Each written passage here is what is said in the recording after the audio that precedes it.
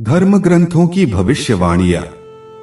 पुराण संहिता में कहा गया है कि परमधाम की आत्माओं के अंदर नश्वर जगत की दुहखमयी लीला को देखने के लिए जो कभी भी इसके पहले उत्पन्न न होने वाली इच्छा थी, वह प्रियतम के साथ में रहने के कारण स्वभावतः पूरी नहीं हो सकी। वह इच्छा उनके अंदर बीज रूप से स्थित थी। सुख की वासना के लक्षणों से संबंधित जीव ही संसार को प्राप्त हो सकते हैं। निश्चय ही जन्मजात संस्कार पूर्ण रूप से छूट नहीं पाते हैं। इसी प्रकार अक्षरातीत की प्रियाएं भी खेल देखने की पहले वाली इच्छा से युक्त बनी रहीं। उसकी पूर्ति न होने से निजधाम में वे आत्माएं जागृत न हो सकी।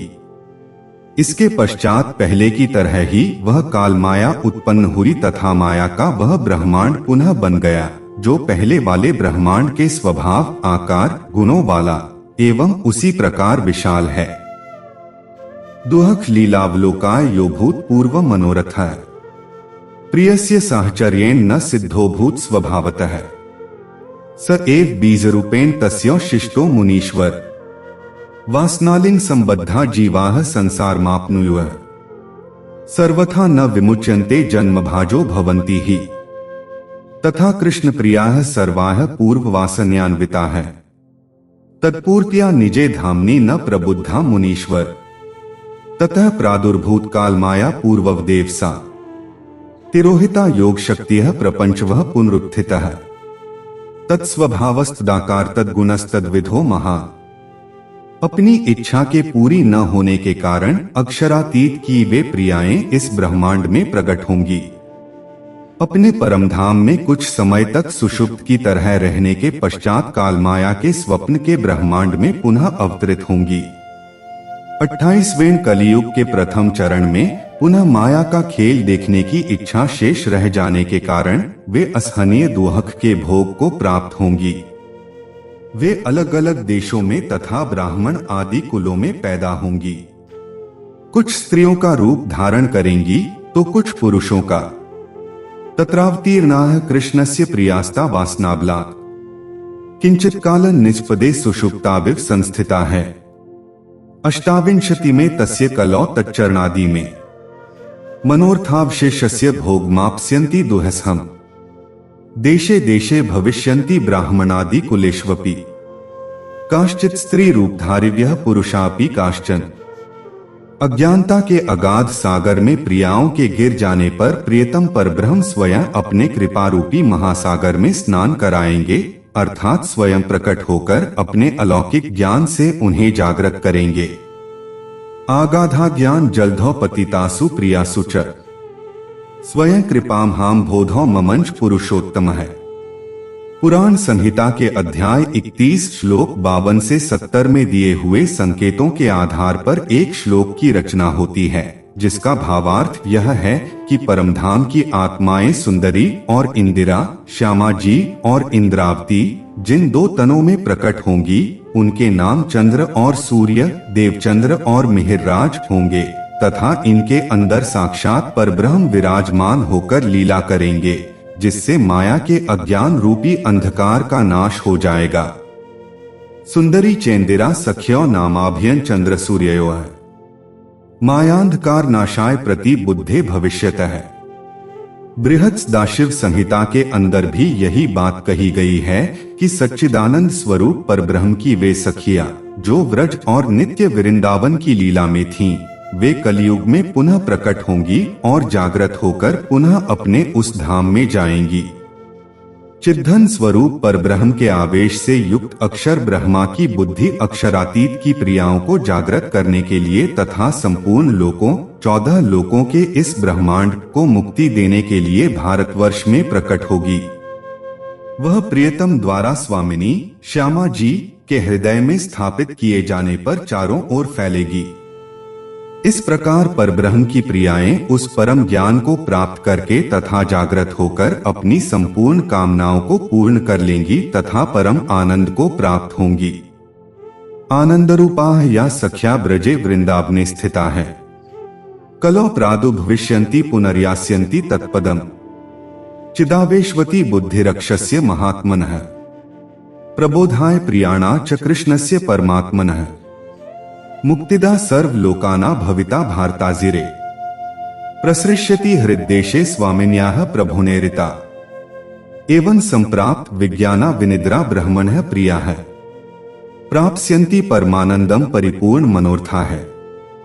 श्रीमद् भागवत का यह कथन बृहत् सदाशिव संहिता के उपरोक्त कथन के बहुत अनुकूल है, जिसमें कहा गया है कि शांतनु के भाई देवापी तथा इक्ष्वाकु वंशीय राजा मरु इस समय कलाप ग्राम में स्थित हैं। वे दोनों महान योग बल से युक्त हैं। परमात्मा की प्रेरणा से वे दोनों कलियुग में पहले की भांति ही धर्म की स्थापना करेंगे। देवाप्य शांतनोर भ्राता मरुश्चेक्ष्वाकु वंशज कलाप ग्राम आसाते महायोग बलान्वित ताविहैत्य कलेरंते वासुदेवानुशिक्षित वर्णाश्रमेतन धर्म पूर्ववत प्रतिष्ठित है। इस कथन के साथ पुराण संहिता का वह पूर्वोक्त कथन भी सार्थक हो जाता है, जिसमें परब्रह्म को जिन दो तनों में लीला करनी है उनके नाम चंद्र और सूर्य बताए गए हैं। दोनों में आत्मा श्यामा जी और इंदिरा की होगी तथा जीव देवापी और मरु का होगा। इस प्रकार वे दोनों तन इस कलियुग में श्री देवचंद्र और श्री मिहिरराज, संस्कृत में मिहिर का अर्थ सूर्य होता है, हैं, जिनके अंदर परब्रह्म ने लीला की। इसी कारण वे श्री निजानंद स्वामी तथा श्री प्राणनाथ जी के रूप में प्रसिद्ध हुए। भविष्योत्तर पुराण तथा भविष्य दीपिका ग्रंथ में तो इनके प्रकटन का समय भी लिखा हुआ है। जब हिंदू तथा मुसलमानों में परस्पर विरोध होगा तथा औरंगजेब का राज्य होगा, तब विसन 1738 का समय होगा। उस समय अक्षर ब्रह्मा से भी परे सच्चिदानंद परब्रह्म की शक्ति भारतवर्ष में इंद्रावती आत्मा के अंदर विद्याभिनंद बुद्ध निष्कलंक स्वरूप में प्रकट होगी। वे चित्रकूट के रमणीय वन के क्षेत्र पद्मावतीपुरी पन्ना में प्रकट होंगे। परस्परम विरोधे च अवरंगख्योः भवद्यदा विक्रमस्य गतेब्दे सप्तदशाष्ट त्रिकंयदा तदायन सच्चिदानंदोक्षरात् परतः परः भारते चेन्दिराया स बुद्धा आविर्भविष्यति स बुद्धा कल्कि रूपेण क्षात्र धर्मेण तत्परः चित्रकूटे वने रमय स वै तत्र भविष्यति। भविष्योत्तर पुराण उख 72 ब्रह्माप्र शालिवाहन शाकात् तु गत षोडशकं शतम् जीवोद्धाराय ब्रह्मांडे कल्कियः प्रादुर्भविष्यति। इस संबंध में सिख पंथ के पुरातन 100 साखी भविष्य की साखिया ग्रंथ के पृष्ठ 65 से 66 पर स्पष्ट लिखा है। नेह कलंक होय उतरसी महाबली अवतार संत रक्षा जुग जुग करे दुष्टा करे सहार नवा धर्म चलावसी जग में होवनहार नानक कलजुग तारसी कीर्तन नाम आधार। विसन 1738 का समय वही है जो शाका सालिवाहन के 1600 वर्ष पूर्ण होने का है। भविष्य दीपिका ग्रंथ का कथन है कि सालिवाहन शाका के 1600 वर्ष व्यतीत हो जाने पर संपूर्ण जीवों के उद्धार के लिए इस ब्रह्मांड में कल्कि का आगमन होगा। हिंदू धर्म ग्रंथों में जो समय विसन 1738 और शक संवत 1600 का है, वही समय हिजरी सन 1090 का है। कुरान हदीसों के अनुसार परब्रह्म अल्लाह ताला के इमाम महदी के रूप में प्रकटन का भी वही समय है। अल्लाह मुर्दों को कयामत के दिन उठाएगा और फिर सभी उसी की तरफ जाएंगे। लमौता यब असुहुमुल्लाह सुम्मा इलैहि युजअन मंजिल 2 पारा 7 सूरा 6 आयत 36। इस आयत में शरीर को कब्र कहा गया है। जब इमाम महदी इल्मेल दुन्नी लाएंगे तो जीव भी जागृत होकर अपनी और खुदा की पहचान कर लेंगे। इसी को कब्रों से मुर्दों का उठना कहते हैं। कयामत के समय अल्लाह के आने पर ही यह संभव हो सकेगा। इस प्रकार कयामत का समय मालूम होने पर इमाम महदी के स्वरूप में आने वाले खुदा का समय भी स्पष्ट हो जाएगा। अल्लाह की तरफ से जिब्रील द्वारा कहा गया, ये काफिर तुमसे पूछते हैं कि बताओ, अगर तुम सच्चे हो तो यह कयामत का वादा कब पूरा होगा? कह दो तुम्हारे साथ एक दिन का वादा है। व यकूलून मत्ता हाजल दुएन कुंतुम सादिकी कुल लकुम मियादु यौमिल्ला तसत अखिरून अनहु सातौम ला तस्त दिमन। मंजिल 5 पारा 22 सूरा 34 आयत 29-30। यहाँ यह स्पष्ट है कि कयामत कल फरदारोज को होगी और ए पैगंबर, तुमसे सजा की जल्दी मचा रहे हैं कि कहाँ है तुम्हारा खुदाई अजाब? और अल्लाह तो कभी भी वादा खिलाफी नहीं करेगा और कुछ शक नहीं कि तुम्हारे परवरदिगार के यहाँ का एक दिन तुम लोगों की गिनती के अनुसार 1000 वर्ष के बराबर है।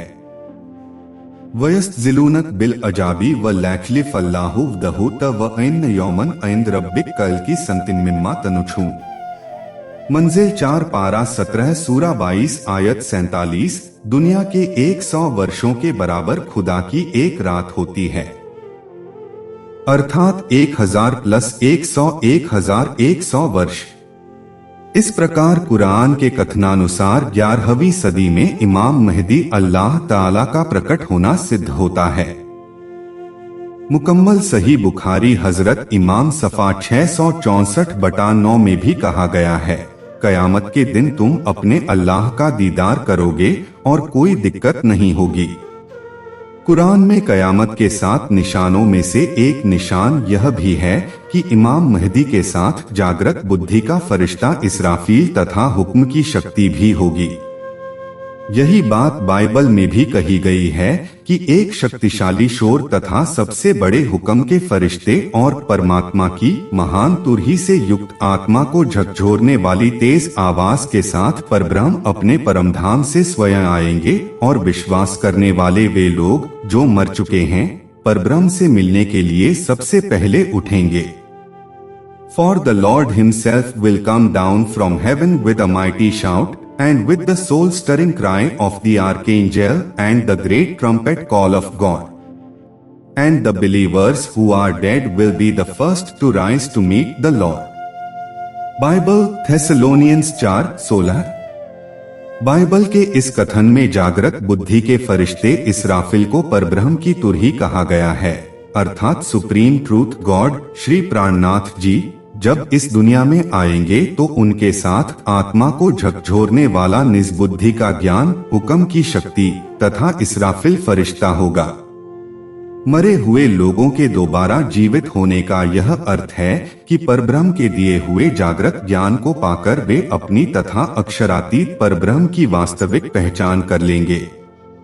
सुप्रीम ट्रूथ गॉड के साथ इसराफिल तथा हुक्म की शक्ति होने से यह स्पष्ट होता है कि बाइबल के अनुसार भी परब्रह्म के इस नश्वर जगत में प्रकट होने का वही समय विसन 1735 या 11वीं सदी 1090 हिजरी है, जो हिंदू धर्म ग्रंथों तथा कुरान में लिखा है।